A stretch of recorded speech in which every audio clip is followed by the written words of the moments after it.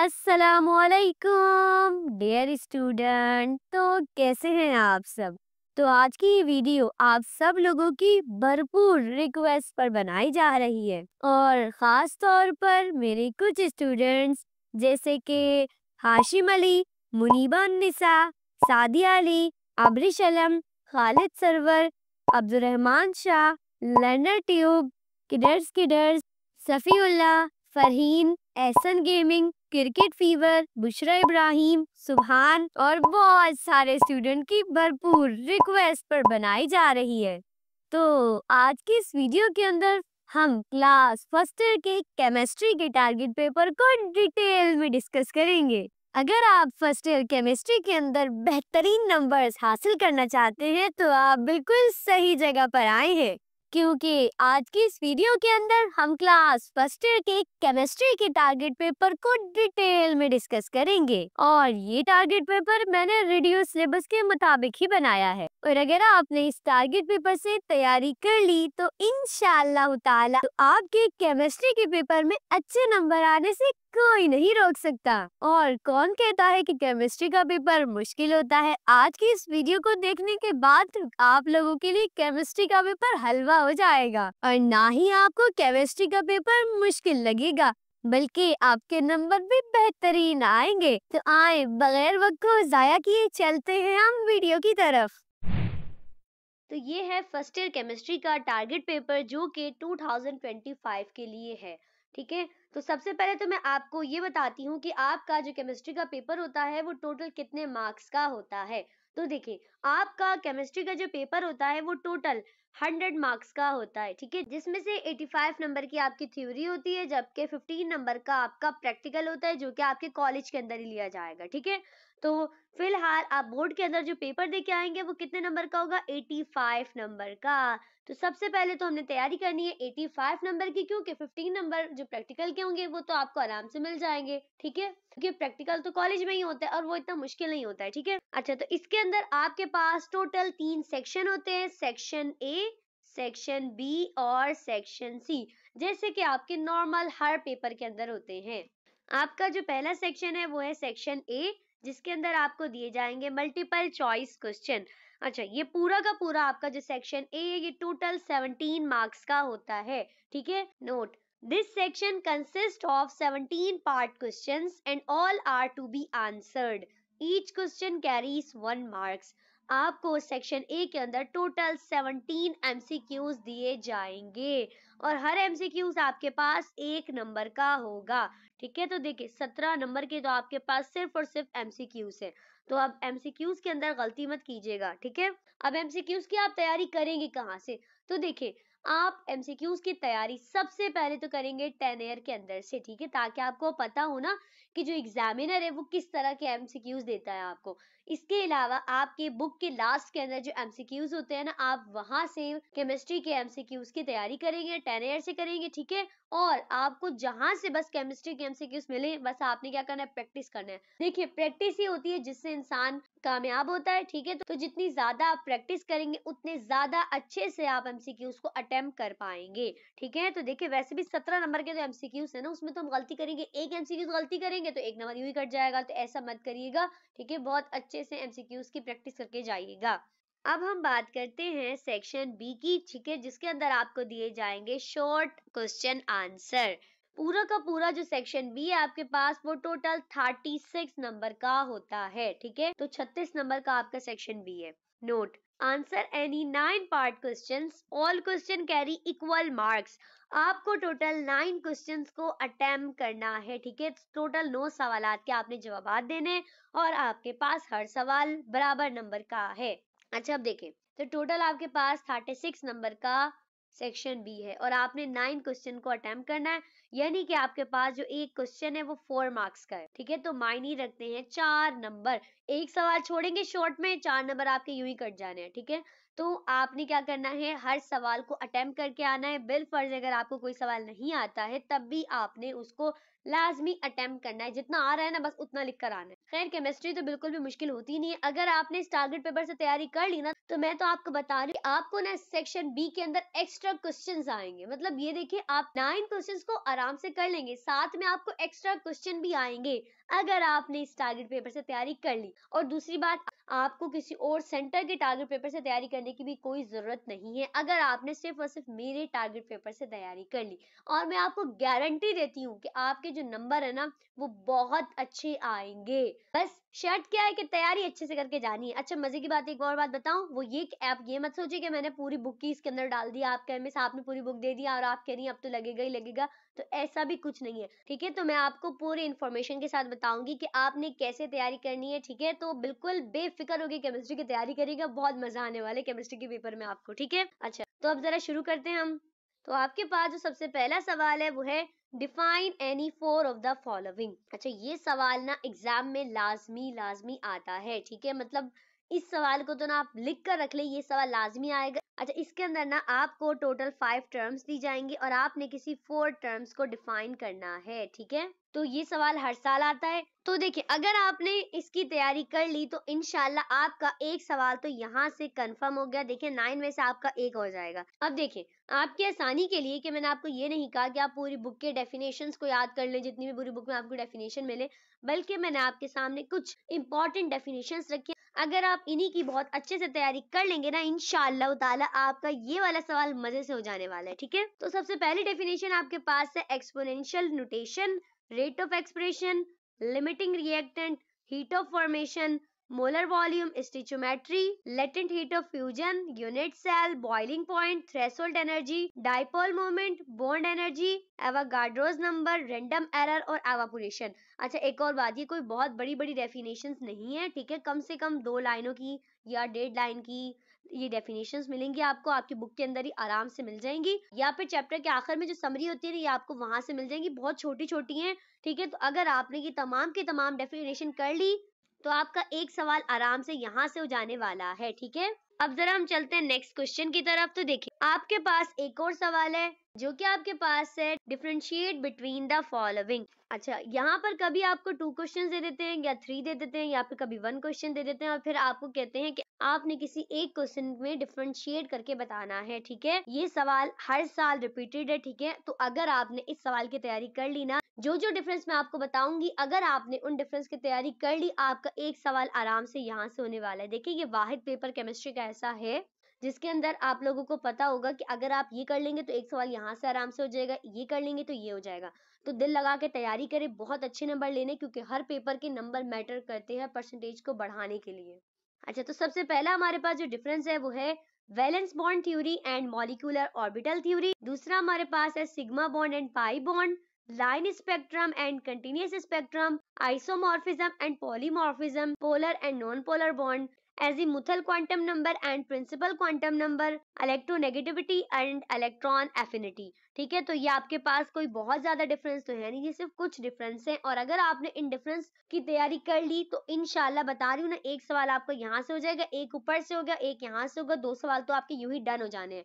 अच्छा अब क्योंकि आपको पता है एक सवाल आपके पास 4 नंबर का है तो आप एग्जाम के अंदर 4 ही डिफरेंस को लिख कर आएंगे, लेकिन याद कितने करके जाएंगे? 5, क्योंकि भाई इंसान है भूल जाता है, एक आध दफा कोई पॉइंट निकल जाता है जहन से, तो आप 5 डिफरेंस याद करेंगे लेकिन एग्जाम में आप 4 लिख कर आएंगे। ठीक है, अच्छा अब एक और सवाल है जो कि इंतहाई किस्म का इंपॉर्टेंट है, जो कि एग्जाम में आपको लाजमी देखने को मिलेगा। वो आपके पास है give any 4 scientific reasons for the following. अच्छा आपको यहाँ पर कोई 5 रीजंस दिए जाएंगे और आपने कोई 4 रीजंस बताने हैं। ठीक है, अच्छा यहाँ पे हर रीजन ना आपके पास 1 नंबर का है, तो इसके लिए ना आपको कोई बहुत बड़े बड़े रीजन लिखने की जरूरत नहीं है, बस 1 लाइन में 2 लाइनों में, मतलब जितना पॉसिबल हो सकता है छोटा आप लिख सकते हैं। कोई ये नहीं है कि आपने इसके अंदर बहुत बड़ा बड़ा ही लिखना है, क्योंकि 1 नंबर का तो जाहिर बात है एक रीजन है। तो ये सवाल आपको हर साल एग्जाम में लाजमी देखने को मिलता है, तो इसके अंदर भी आपको जो इंपॉर्टेंट रीजनिंग है वो मैंने लिख दी है। पहला आपके पास है evaporation is a cooling process, milk soar more rapidly in summer than in winter, water has high boiling point than HF, glycerine is distilled at reduced pressure, carbon dioxide has zero dipole moment, at Mount Everest atmospheric pressure falls down to about 1/3 pressure at sea level। आ liquid is less viscous at high temperature, यहाँ पे and नहीं आएगा, at आएगा। Why the compressibility of solid is nearly zero, why some solid are sublime in nature, mercury has its meniscus upward. तो ये आपके पास कुछ रीजनिंग है जो कि इंतहाई इंपॉर्टेंट है। तो अगर आपने इन रीजनिंग की तैयारी कर ली तो आपका एक सवाल यहाँ से हो जाएगा। ये सवाल लाजमी आएंगे, मैं आपको पहले बता रही हूँ। अगर आप इनकी तैयारी करेंगे तो दिल लगा के करिएगा, ठीक है। अच्छा, इसके अलावा मैं आपको पहले बता चुकी हूँ रीजनिंग बहुत बड़े बड़े नहीं लिखने, क्योंकि एक नंबर का एक रीजनिंग होगा तो छोटा छोटा बस टू द पॉइंट बात करनी है आपने, ठीक है। तो ये वाले काम करना है। अच्छा, इसके अलावा मैंने आपकी आसानी के लिए आपको बता दिया कि जो रीजनिंग है आपको किन चैप्टर से दिए जाएंगे। मतलब ये रीजनिंग ना वैसे तकरीबन हर चैप्टर से नहीं दिए जाते, कुछ मखसूस चैप्टर्स हैं जिनसे दिए जाते हैं। जैसे आपके पास चैप्टर नंबर 3, 4, 5, 6 और 9, तो ये आपके पास टोटल 5 चैप्टर्स हैं जिनसे आपको रीजनिंग दिए जाएंगे, ठीक है। लेकिन लाजमी नहीं है आप इन चैप्टर के और भी रीजनिंग की तैयारी कर। अगर आप सिर्फ और सिर्फ इन्हीं रीजनिंग की तैयारी कर लेंगे तो आपका एक सवाल आराम से यहाँ से हो जाएगा। लेकिन देखिए, एक बात बताऊं, हर बच्चे की अपनी चॉइस होती है। मुझे ना ये रीजनिंग के सवाल पर्सनली बिल्कुल भी नहीं पसंद, मतलब पता नहीं भाई, हर बंदे का अपना होता है ना। मतलब मुझे नहीं अच्छे लगते रीजनिंग दो, मतलब इतने ज्यादा याद करने पड़ते हैं, कुछ भी पूछ लेते हैं। आपका कॉन्सेप्ट हर रीजन पे क्लियर होना चाहिए ना। अच्छा, तो मुझे ये वाला नहीं पसंद, मतलब मैं इसको अटेम्प्ट करना पसंद नहीं करती हूँ। लेकिन अगर आपको रीजनिंग सही लगते हैं, आसान लगते हैं, तो फिर आप इसको लाजमी याद करिएगा। अच्छा, एक और बात बता दूं, देखिए पहले से माइंड बनाएं। अगर आपने रीजनिंग को अटेम्प्ट करना है एग्जाम के अंदर तो फिर अभी से तैयारी करेंगे। मतलब ऐसा नहीं है कुछ याद कर लिए रीजनिंग कुछ नहीं करे। मतलब जो भी सवाल आपको अटेम्प्ट करना है एग्जाम के अंदर तो आप उस पर अभी से पूरी की पूरी अपनी 100% एफर्ट लगा के उस सवाल की मुकम्मल तैयारी करेंगे। तो अगर आपका माइंड है कि आप रीजनिंग याद करें तो फिर आप करिएगा, नहीं तो फिर इसको मत करें। इसके अलावा सेकंड ऑप्शन आपके पास न्यूमेरिकल्स है। मतलब अगर आपको न्यूमेरिकल्स पसंद है तो फिर आप न्यूमेरिकल्स की तरफ जा सकते हैं इन रीजनिंग को छोड़कर। बाकी वो आपकी मर्जी है, ठीक है। लेकिन अगर आपको पसंद है तो आप ये कर लेंगे तो आपका एक सवाल यहाँ से हो गया, ठीक है। तो आपकी टोटल 3 सवाल हो गए जो कि कंफर्म हो गए हैं कि ये आप अगर इन तीनों की तैयारी कर लेंगे तो 3 सवाल आपके मस्ट यहीं से हो गए हैं। देखिए, 2 तरह के बच्चे होते हैं, ठीक है। एक वो बच्चे होते हैं जिनको न्यूमेरिकल्स करना बहुत पसंद होता है, और एक ऐसे बच्चे होते हैं जिनको न्यूमेरिकल से ज्यादा ना थ्योरी अच्छी लगती है। तो अगर आप हैं ऐसे बच्चे जिनको न्यूमेरिकल पसंद है तो आपके लिए केमिस्ट्री का पेपर होने वाला है बहुत ज्यादा आसान। और अगर आप ऐसे बच्चे हैं जिन्हें थ्योरी पसंद है तो आपके लिए ना थोड़ा सा डिफिकल्ट होने वाला है। लेकिन अगर आप कोशिश करेंगे और न्यूमेरिकल को कर लेंगे तो फिर आपके लिए केमिस्ट्री होने वाली बड़े मजे की। लेकिन भाई मुझे लगता है आप तमाम के तमाम बच्चों के लिए ये पेपर मजे का होने वाला है। क्यों? क्योंकि अगर आप फिजिक्स के इतने मुश्किल न्यूमेरिकल्स को कर सकते हैं तो फिर केमिस्ट्री के न्यूमेरिकल को कैसे नहीं कर सकते। मतलब अगर आपने फिजिक्स के न्यूमेरिकल करे तो वो तो अच्छे खासे मुश्किल है ना, और बहुत ज्यादा कॉन्सेप्चुअल है। लेकिन केमिस्ट्री के न्यूमेरिकल इंतहाई किस्म के आसान न्यूमेरिकल है, ठीक है। तो अगर आप करने वाले हैं न्यूमेरिकल तो आप हो जाएं खुश, क्योंकि आपका पेपर बहुत ही शानदार होने वाला है, ठीक है। तो सबसे पहले ऐसा करते हैं कि हम बात करते हैं न्यूमेरिकल्स की, ठीक है, ताकि आपका मसला हल हो जाए। तो देखिए, एक बात मैं आपको पहले ही क्लियर कर दूं कि न्यूमेरिकल के लिए आप इंपॉर्टेंट के पीछे कि न्यूमेरिकल में हमें इंपॉर्टेंट बता दें। मैंने आपको पहले भी बताया था, न्यूमेरिकल में आप जिस चैप्टर के न्यूमेरिकल को करेंगे तो फिर आपको उसके तमाम के तमाम न्यूमेरिकल्स को करना है, ठीक है। देखिए, जो भी करे दिल लगा के करा करे, ठीक है। अब देखिए, मैं आपको एक बहुत ही मजे की बात बताने वाली हूँ।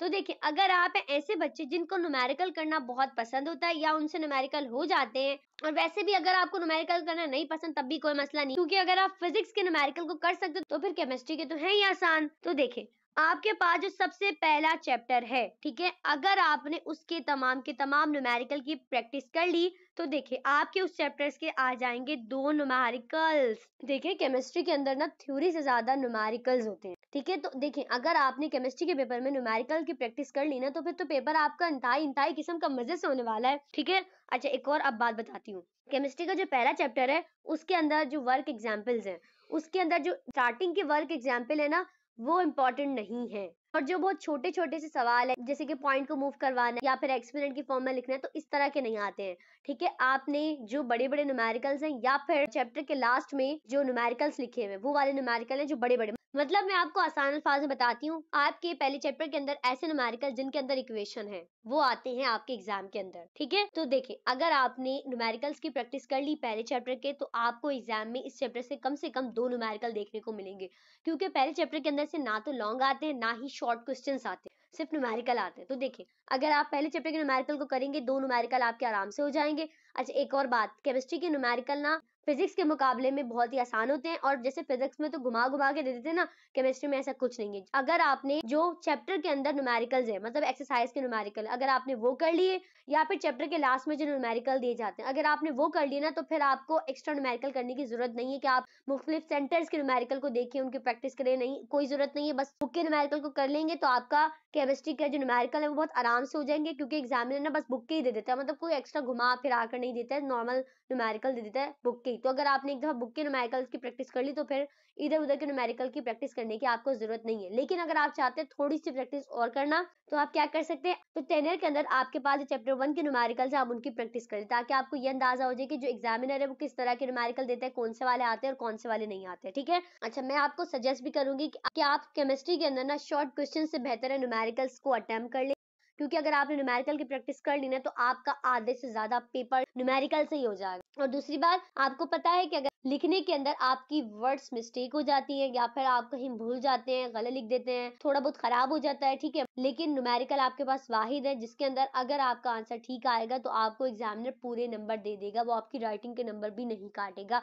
तो मैं आपको सजेस्ट करूंगी कि अगर आप बहुत अच्छे नंबर लेना चाहते हैं केमिस्ट्री के अंदर, तो न्यूमेरिकल्स की तरफ जाएं, और जो मैं न्यूमेरिकल बता रही हूँ बस उन्हीं को कर लेंगे, तो इंशाल्लाह बड़े मजे से शानदार किस्म का पेपर हो जाएगा आपका। अच्छा, अब बात करते हैं हम जरा चैप्टर 2 की। तो चैप्टर 2 के अंदर से सिर्फ और सिर्फ एक न्यूमेरिकल आता है, और वो भी आता है इलेक्ट्रॉनिक कॉन्फ़िगरेशन वाला। तो देखिए, अगर आपने इलेक्ट्रॉनिक कॉन्फ़िगरेशन की प्रैक्टिस कर ली, तो मैंने इस इलेक्ट्रॉनिक कॉन्फ़िगरेशन को न्यूमेरिकल के अंदर ही रखा फिलहाल, ठीक है। तो अगर आपने इलेक्ट्रॉनिक कॉन्फ़िगरेशन की बहुत अच्छे से तैयारी कर ली, तो फिर आपका एक सवाल तो लाजमी इलेक्ट्रॉनिक कॉन्फ़िगरेशन से आता है, तो एक सवाल आपका यहाँ से हो जाएगा, ठीक है। अब आपने इलेक्ट्रॉनिक कॉन्फ़िगरेशन की जो तैयारी करनी है वो फिर आप चार्ट से करिएगा, ठीक है, जैसे कि आपको स्क्रीन पर नजर आ रहा है। इस चार्ट से तैयारी कर लीजिएगा। इस चार्ट से तैयारी करना इंतहाई किस्म का आसान है, मतलब रट्टा मारने नहीं बैठ जाएगा ना, 1s2 2s2 2s पे इस तरह करके।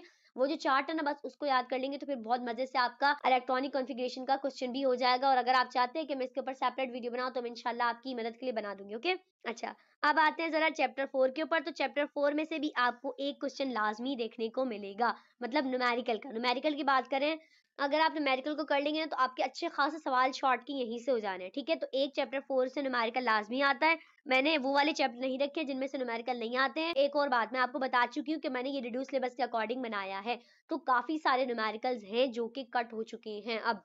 तो मैंने ध्यान रखा है कि मैं उन चैप्टर्स को इसके अंदर ना लिखूं जिनके न्यूमेरिकल्स कट हो चुके हैं, ठीक है। अच्छा, इसी तरह बात करते हैं जरा चैप्टर 7। तो देखिए, चैप्टर 7 के अंदर से आपके पास आएंगे दो न्यूमेरिकल, एक आपको मिलेगा शॉर्ट के अंदर और एक आपको मिलेगा लॉन्ग के अंदर। और है भी इसमें कौन से, वो केसी वाले जो न्यूमेरिकल होते हैं ना, इक्वेशन दी जाती है और आपने ऑर्डर बताना होता है, ठीक है, केसी वगैरह बताना होता है, बहुत आसान होते हैं। अगर आप देखेंगे ना तो बहुत मजे से आपकी ये हो जाएंगे न्यूमेरिकल्स, ठीक है। तो देखिए, अगर आपने इस चैप्टर के न्यूमेरिकल की प्रैक्टिस कर ली ना, तो आपका एक सवाल लॉन्ग का देखिए आराम से हो रहा है। देखिए, लॉन्ग भी तो इंपॉर्टेंट है ना, तो आपने, मैं आपको पहले सजेस्ट कर रही हूँ, पहले बता रही हूँ कि आपका एक लॉन्ग जो है वो न्यूमेरिकल का लाजमी होगा। तो आप लाजमी चैप्टर 7 के न्यूमेरिकल्स की प्रैक्टिस करेंगे। बहुत मुश्किल न्यूमेरिकल नहीं है, जैसे फिजिक्स के होते हैं ना, इसके बिल्कुल भी नहीं, बहुत आसान न्यूमेरिकल होते हैं। मैं एक और बात, चैप्टर 7 के तमाम न्यूमेरिकल की प्रैक्टिस करनी है। अच्छा, ध्यान रखिएगा, अगर उस टॉपिक्स के न्यूमेरिकल है जो रिड्यूस हो चुके हैं, तो फिर उन टॉपिक्स के न्यूमेरिकल की तैयारी नहीं करिएगा। आई थिंक सॉल्युबिलिटी वगैरह है इस चैप्टर के अंदर, तो सॉल्युबिलिटी वाले न्यूमेरिकल की प्रैक्टिस नहीं करिएगा, जस्ट केसी वाले जो न्यूमेरिकल्स है ना उनकी प्रैक्टिस करिएगा। एग्जामिनर एक आपको न्यूमेरिकल शॉर्ट में दे देगा, और तो एक न्यूमेरिकल आपको लॉन्ग के अंदर दे देगा, तो एक आपका आराम से यहाँ से शॉर्ट भी हो जाएगा, एक तरफ आपका लॉन्ग भी हो जाएगा, मतलब एक सवाल से आपके डबल डबल सवाल हो जाएंगे। अच्छा, अब आते हैं जरा चैप्टर 9 के ऊपर। तो चैप्टर 9 में से भी आपको लाजमी एक न्यूमेरिकल देखने को मिलेगा, और वो है भी कौन सा, ऑर्डर ऑफ रिएक्शन। अच्छा, ये भी बहुत बहुत आसान न्यूमेरिकल है। अगर एक दफा आपको न्यूमेरिकल समझ आ जाएंगे तो फिर तो मजे ही मजे होने वाले हैं, ठीक है। चैप्टर 9 के अंदर आपके पास दो तरह के न्यूमेरिकल है, और आपको मैं सजेस्ट भी यही करूंगी कि आपने दोनों तरह के न्यूमेरिकल की प्रैक्टिस करनी है, ठीक है। एक तो वो चार्ट वाले न्यूमेरिकल है जो आपको स्क्रीन के ऊपर नजर आ रहा है, ठीक है, और एक और किसी टॉपिक के न्यूमेरिकल। तो आप दोनों टॉपिक के न्यूमेरिकल की प्रैक्टिस करके जाएंगे तो एक आपका न्यूमेरिकल यहाँ से हो जाएगा। अब जरा देखते हैं कितने न्यूमेरिकल हो रहे हैं आपके। दो यहाँ से हो रहे हैं, एक यहाँ से हो रहा है, एक यहाँ से, एक यहाँ से और एक यहाँ से, ठीक है। तो देखिए, मैं अभी लॉन्ग के न्यूमेरिकल को नहीं गिन रही, क्योंकि लॉन्ग के अंदर आपको सिर्फ और सिर्फ एक न्यूमेरिकल को देखने को मिलेगा, तो आप वो अटेम्प्ट लाजमी कर लेंगे। और अगर इसमें फिलहाल हम सिर्फ शॉर्ट की बात करें, तो अगर आपने सिर्फ और सिर्फ इन चैप्टर्स के न्यूमेरिकल की प्रैक्टिस कर ली, तो आपके 6 न्यूमेरिकल लाजमी आ जाएंगे, यानी कि आपके 6 सवाल यूं ही हो जाएंगे। तो देखिए, है ना मजे की बात। तो देखिए तभी मैं कह रही हूँ कि केमिस्ट्री का पेपर बहुत आसान है, बहुत आसान है, क्योंकि इसके अंदर ज्यादातर न्यूमेरिकल है और इसके न्यूमेरिकल है भी बहुत ज्यादा आसान। ठीक है, तो देखिए 6 सवाल आपके हो गए यहाँ से और 3 मैंने आपको ऊपर बताए जो कि लाजमी आएंगे। ठीक है, मतलब एक डिफरेंस वाला, एक डेफिनेशन वाला और एक आपके पास है रीजनिंग वाला। तो अब ये टोटल मिला के कितने हो गए? 9। तो देखिए बस हो गए ना आपके ऑल टू ऑल शॉर्ट। बस इतनी सी बात है, कोई मुश्किल है? पूरी बुक के पीछे भागो, पूरी बुक को रट्टा लगाओ, एक्स्ट्रा एफर्ट करो, भाई स्मार्ट वर्किंग करने की जरूरत होती है और फिर मजे से न्यूमेरिकल हो जाते हैं। अच्छा एक और मजे की बात बताऊं, अगर आपके जो 2 चैप्टर लास्ट वाले हैं, मतलब चैप्टर नंबर 11 और चैप्टर नंबर 12, अगर वो आपके रिड्यूस ना हुए होते ना, तो फिर यकीन जाने आपके ना 8 न्यूमेरिकल हो जाते फिर तो आपके। वो भी लाजमी आते हैं, हर साल लाजमी आते हैं, तो 8 न्यूमेरिकल यही से हो जाते, तो फिर तो आपका पेपर और ही आसान हो जाता। तो खैर फिलहाल तो वो दोनों चैप्टर रिड्यूस कर दिए गए, तो आपने उन चैप्टर की तो ना शॉर्ट की प्रैक्टिस करनी है, ना लॉन्ग की करनी है, ना न्यूमेरिकल्स की करनी है, ना एमसीक्यूज की करनी है। तो देखिए आपके आराम से अगर आप ऊपर के 3 जो सवाल लाजमी आएंगे उनकी प्रैक्टिस कर लेंगे, इन चैप्टर्स के न्यूमेरिकल की कर लेंगे, तो आपके पूरा का पूरा सेक्शन बी हो चुका है। डन। अच्छा लेकिन अगर आप चाहते हैं कि आप साथ में कुछ शॉर्ट भी याद करें, मतलब ऐसा तो नहीं है ना सिर्फ न्यूमेरिकल कर ले और ऊपर वाले सवाल कर ले तो फिर पेपर हो जाएगा, या फिर आपको लगता है कि हो सकता है मे भी पॉसिबल है कोई एक न्यूमेरिकल ऐसा आ जाए जो आपके जहन में ना आ रहा हो या आप भूल जाएं, या फिर कोई एक डेफिनेशन या डिफरेंस या कुछ भी कहीं पे भी, अगर इन 9 के 9 सवाल में से कहीं पे किसी सवाल में आपको मसला होता है, या फिर आप चाहते हैं कि हम एग्जाम में हमें 9 से ज्यादा क्वेश्चन आए, हमारे पास चॉइस हो अटेम्प्ट करने के लिए, तो फिर आप आएंगे इन क्वेश्चन की तरफ। ठीक है, अच्छा एक और बात, अगर आप न्यूमेरिकल कर भी रहे हैं और जो मैंने बता दे वो भी कर रहे हैं, फिर भी जरा आप इस वीडियो को लाजमी देखें। ठीक है, क्योंकि मैं आपको बताऊंगी कि कुछ क्वेश्चंस ऐसे होते हैं जो न्यूमेरिकल के साथ आते हैं मिल बांट के, तो फिर आपको देखना जरूरी है ना, ताकि आपको पता तो चले कि कौन से न्यूमेरिकल के साथ आएंगे यहाँ पे। इसके अलावा ना इन सवालों में मैं आपको ये भी बता दूंगी कि कौन से सवाल जो है वो बिल्कुल इंपॉर्टेंट नहीं है और आप छोड़ सकते हैं, मतलब अगर आप उन्हें छोड़ना चाहें तो छोड़ सकते हैं, या फिर कुछ जो है वो बहुत इंपॉर्टेंट है, अगर आप उन्हें कर लेंगे तो फिर तो क्या कहते हैं सोने पे सुहागा हो जाने वाला काम है। अच्छा तो सबसे पहला आपके सवाल है जो पहले चैप्टर का है, define theoretical yield, actual yield and present yield, why are practical yield is often less than theoretical yield. तो ये सवाल आपका पहले चैप्टर का जो कि इंतहाई किस्म का कम इंपॉर्टेंट है, तो अगर आपके पास एक्स्ट्रा टाइम बच रहा हो कि आप फारिग बैठे हो तो फिर याद कर लीजिएगा, वरना फिर छोड़ दिएगा। अच्छा इसके अलावा ये सवाल आपके पास 100% वाला इंपॉर्टेंट है, देखिए कितने मजे वाला सवाल आया है। Right the 4 main postulates of Bohr's atomic theory. Short के लिए भी इंपॉर्टेंट है, लॉन्ग के लिए भी इंपॉर्टेंट है ये। ठीक है, मतलब लॉन्ग में किसी और सवाल के साथ मिलाकर ये आ सकता है, तो इस सवाल की आपने 100% तैयारी करके जानी है, चाहे आप न्यूमेरिकल करें ना करें फिर भी करके जाएगा, क्योंकि कुछ सवाल ऐसे होते हैं ना जिनके कंफर्म होता है कि ये एग्जाम में आएंगे, तो फिर आपने इनकी तैयारी लाजमी करके जानी है। अच्छा इसके अलावा नेक्स्ट सवाल आपके पास है, define radioactivity, why is it limited to heavy element. ये भी इंपॉर्टेंट है। ठीक है, इसके अलावा एक और सवाल है जो कि आपके पास इंपॉर्टेंट है, वो है give 3 properties of alpha and beta particles. अच्छा अब एक और सवाल है जो कि आपके पास 100% इंपॉर्टेंट है। अच्छा और ये सवाल आपके पास इलेक्ट्रॉनिक कॉन्फ़िगरेशन के साथ आता है, तो अगर आपका माइंड है कि आप इलेक्ट्रॉनिक कॉन्फ़िगरेशन की तैयारी करेंगे, और मैं आपको सजेस्ट करूंगी कि करके जाइएगा, तो फिर आपने इनकी तैयारी लाजमी करके जानी है, क्योंकि इलेक्ट्रॉनिक कॉन्फ़िगरेशन के साथ इन चारों में से कोई एक लाजमी आता है, कोई एक रूल लाजमी आता है, चाहे वो हंट्स रूल आए, पॉलिस रूल आए, N+L रूल आए या अफबा प्रिंसिपल आए। ठीक है, तो अगर आप इलेक्ट्रॉनिक कॉन्फ़िगरेशन को अटेम्प्ट करेंगे तो ये लाजमी करके जाइएगा, क्योंकि उसके साथ आपको देखने को लाजमी मिलेगा, इन चारों में से कोई एक रूल आपको दे देंगे और फिर आपको इलेक्ट्रॉनिक कॉन्फ़िगरेशन करनी होगी। ठीक है, अच्छा एक और सवाल जो आपके पास इंतहा इंपॉर्टेंट है, वो है what is covalent bond, explain ionic character of covalent bond.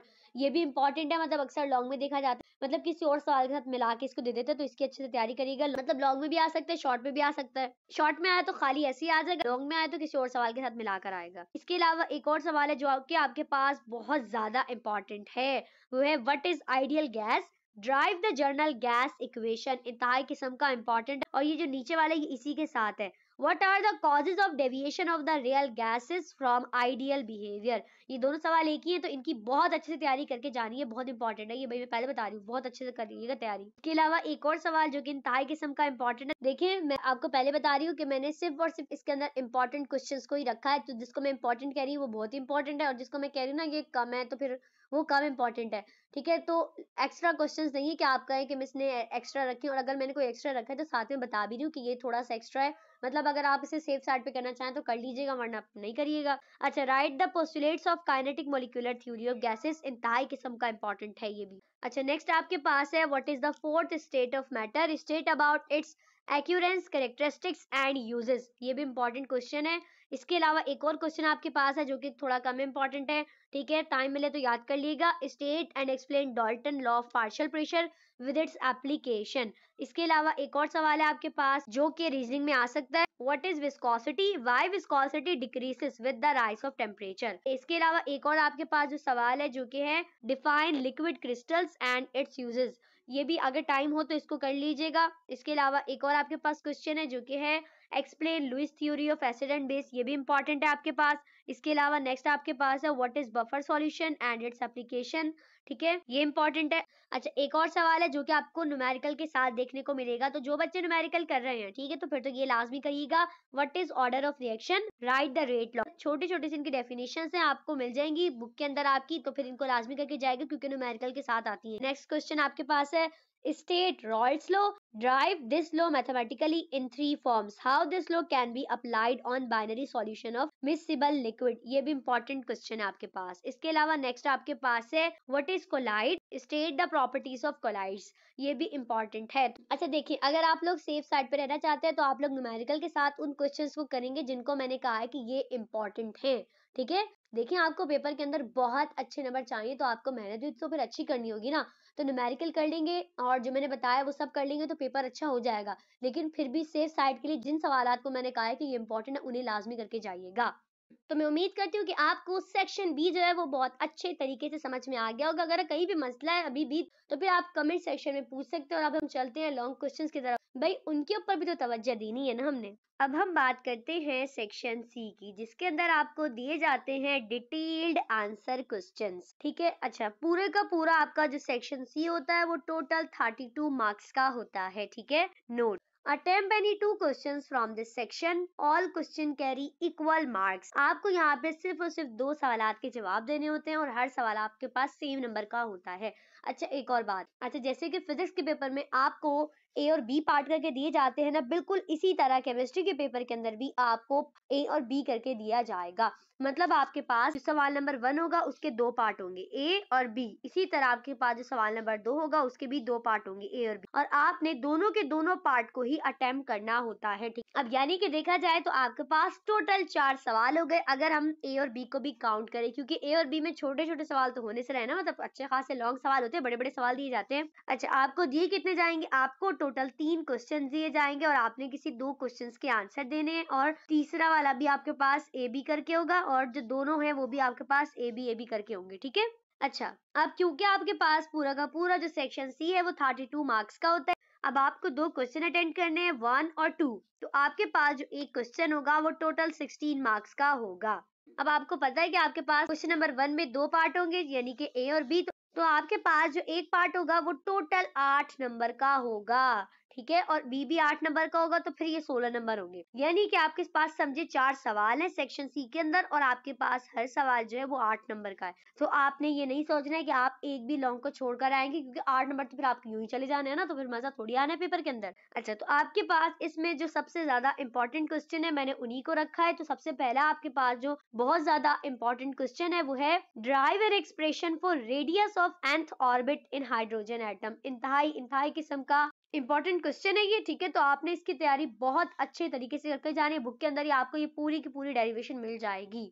अच्छा, और आपको बता चुकी हूँ मैं कि एक सवाल जो है यानी कि लॉन्ग के अंदर वो आप करेंगे न्यूमेरिकल का, तो वो वैसे भी बहुत आसान है न्यूमेरिकल, तो आप वो केसी वाले न्यूमेरिकल की प्रैक्टिस कर लेंगे तो एक सवाल आपका वहां से हो जाएगा, फिर आपको पेपर करने में आसानी हो जाएगी ना। अब आपके पास नेक्स्ट क्वेश्चन जो है वो है What is hybridization? Write about its types in detail। अच्छा, ये क्वेश्चन आपके पास इंतहाई इंपॉर्टेंट है, ठीक है, 2025 के लिए, ठीक है। इसके अंदर आपको सबसे पहले तो बताना है हाइब्रिडाइजेशन क्या है। अच्छा, ये पूरा सवाल आपके पास डिटेल में नहीं आता क्योंकि मैंने डिटेल में लिखा है, क्योंकि एग्जामिनर आपसे कुछ भी पूछ सकता है। अच्छा, जैसे कि आपको पता है आपके पास ये जो हाइब्रिडाइजेशन है इसके आपके पास टोटल 3 टाइप्स है, यानी कि sp3 हाइब्रिडाइजेशन, sp2 हाइब्रिडाइजेशन और sp हाइब्रिडाइजेशन। तो आपने तीनों की तीनों ही हाइब्रिडाइजेशन की तैयारी करके जानी है फुल डिटेल में, क्योंकि एग्जामिनर ना आपको तीनों के तीनों तो नहीं दे देगा, तीनों में से कोई 2 हाइब्रिडाइजेशन तो लाजमी देगा। और ये जो क्वेश्चन है ये 2025 के लिए बहुत ज्यादा इंपॉर्टेंट है। अच्छा, इसी चैप्टर का एक और क्वेश्चन है जो कि है explain the structure of 5 basic shapes on the basis of VSEPR। यानी कि valence shell electron pair repulsion theory को आपने एक्सप्लेन करना है उसके स्ट्रक्चर के साथ, जो 5 बेसिक स्ट्रक्चर हैं, ठीक है। अच्छा, ये वैसे क्वेश्चन 2024 में आ चुका है, लेकिन ये क्वेश्चन ना स्ट्रक्चर के साथ नहीं आया, मतलब 2024 के अंदर, मतलब पिछले साल जो ये आया था तो उसमें सिर्फ शेप्स आई थी, मतलब डायग्राम, ठीक है। तो अब पॉसिबल है, मे बी पॉसिबल इस साल वो आपको स्ट्रक्चर्स के साथ दे दे, लेकिन आपने इस सवाल की डायग्रामों के साथ प्रैक्टिस करके जानी है, लेकिन करनी आपने दोनों की ही प्रैक्टिस है। एग्जामिनर आपको इन दोनों में से कोई एक सवाल देगा और ज्यादा इंपॉर्टेंट आपको ये वाला दे दे, लेकिन आपने तैयारी दोनों की ही करके जानी है। आपके पास नेक्स्ट क्वेश्चन है जो कि है what is unit cell, catch a unit cell and label the dimension A B C and angle alpha beta and gamma, how do cubic and tetragonal system differ. तो इस सवाल की भी आपने अच्छे से प्रैक्टिस करके जानी है। इसके अलावा ये सवाल आपके पास इंतहाई किस्म का इंपॉर्टेंट है जो कि है state Le Chatelier principle, explain the industrial application of Le Chatelier principle using Haber's process.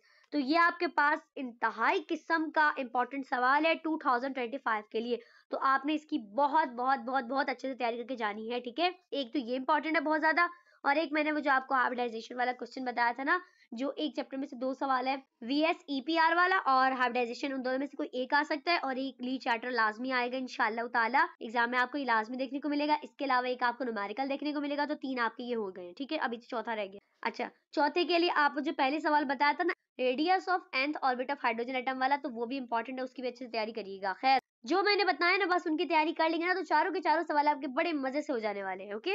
अच्छा, इसके अलावा आपके पास एक और सवाल है जो कि है define rate of reaction, explain factor affecting the rate of reaction. ये भी बहुत इंपॉर्टेंट क्वेश्चन है। और इसी चैप्टर का आपके पास एक और सवाल है जो कि है define catalyst and explain the types of catalyst. ये भी पूरे का पूरा लॉन्ग क्वेश्चन है, लेकिन ये इतना ज्यादा इंपॉर्टेंट नहीं है, ठीक है। इसी चैप्टर का ये जो आपको मैंने पहले बताया ना, रेट ऑफ रिएक्शन वाला, ये ज्यादा इंपॉर्टेंट है, ठीक है। लेकिन ये जो कैटलिस्ट वाला क्वेश्चन है, ये आपको शॉर्ट में भी दे सकते हैं या मे बी पॉसिबल है लॉन्ग में दे दें, लेकिन आपने तैयारी फिर भी करके जानी है, क्योंकि मैंने आपको पहले ही बताया, मैंने कोई एक्स्ट्रा क्वेश्चंस नहीं रखे कि आपके बहुत ज्यादा है तो हम किसकी तैयारी करें किसको छोड़ें। तो जितने भी मैंने लॉन्ग क्वेश्चंस रखे, आपने तमाम के तमाम लॉन्ग क्वेश्चंस की बहुत अच्छे से तैयारी करके जानी है। इसके अलावा आपने पहली बात तो पूरी कोशिश करनी है कि आपको लॉन्ग क्वेश्चंस बुक के अंदर मिल जाए, और अगर बिलफर्ज आपको कोई क्वेश्चंस बुक में नहीं मिलता तो फिर आप मुझसे कमेंट करके पूछ लीजिएगा, तो फिर मैं आपको बता दूंगी कि ये कौन से चैप्टर का है, ठीक है। उम्मीद करती हूँ कि ये पूरा का पूरा टारगेट पेपर आपको बहुत अच्छे तरीके से समझ में आ गया होगा, ठीक है। और मैं पहले बता रही हूँ, अगर आपने इससे तैयारी कर ली ना, आपको इधर उधर किसी और कोचिंग के नोट्स पकड़ने की, देखने की, या फिर उनकी तैयारी करने की कोई जरूरत नहीं, यही कर लें, 100% आपका पेपर बड़े मजे से हो जाएगा, ठीक है। और अगर अभी भी कुछ पूछना है तो कमेंट सेक्शन में पूछ सकते हैं, और अब हम मिलेंगे नेक्स्ट वीडियो में, तब तक के लिए अपना ख्याल रखें। अल्लाह हाफिज।